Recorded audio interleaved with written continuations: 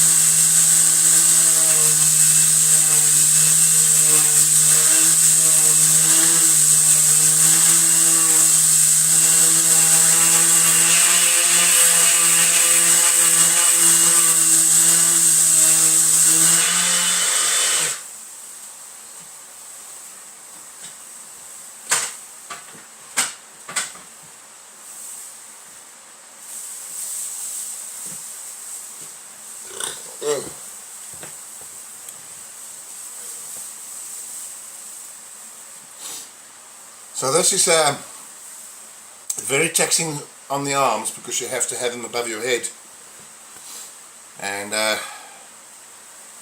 so I'm just going to do it in little stages because yeah, it's exhausting. But I've got a way to go, so I'm just going to keep plodding on. I reckon this will take me, if I don't give up on it in a minute, because my arms are already getting tired. I've done about 2.5 square meters. Yeah, I'd go with that, maybe a bit more. In a straight line I'd say 3 square meters actually. Yeah. Anyway, so very taxing on the arms because you're raising them above your head and you're working in height. I mean, my ceilings are quite tall. They're 3.3 meters high, and or tall, however you want to say. So I need to go up a ladder, and then I'm limited to a very small space, you know, as far as my arms can reach effectively. But you've got to be able to exert a bit of pressure. But it's looking better already, so I'm just going to keep plodding, and I'll take little breaks in between. Needless to say, for the haters out there and those that are concerned, yes, I've got a mask. I did realise, I thought I had one on, and you know, you get used to having these things on your face. Oh my goodness, this plastic's getting in my way. This is just like a plastic sheet to protect my windows, but it's a bit annoying at the minute because it's getting right in my way. But yeah, I've got a mask for respiration, and the orbital sander that I'm using, or the little palm sander, is not as aggressive. I'm using an 80 grit sanding pad on there, and I've opened a window so that the air can, well, I've opened 2 windows actually, and I've got a fan on it to create a airflow to push the dust out, so it's not dusty at all. I mean, you can see a little bit of dust coming off of the sander, but it's manageable, and I've got this one to help me out, so that, you know, yeah. Anyway, I'll keep going, and I'll just film as I go. Right, laters.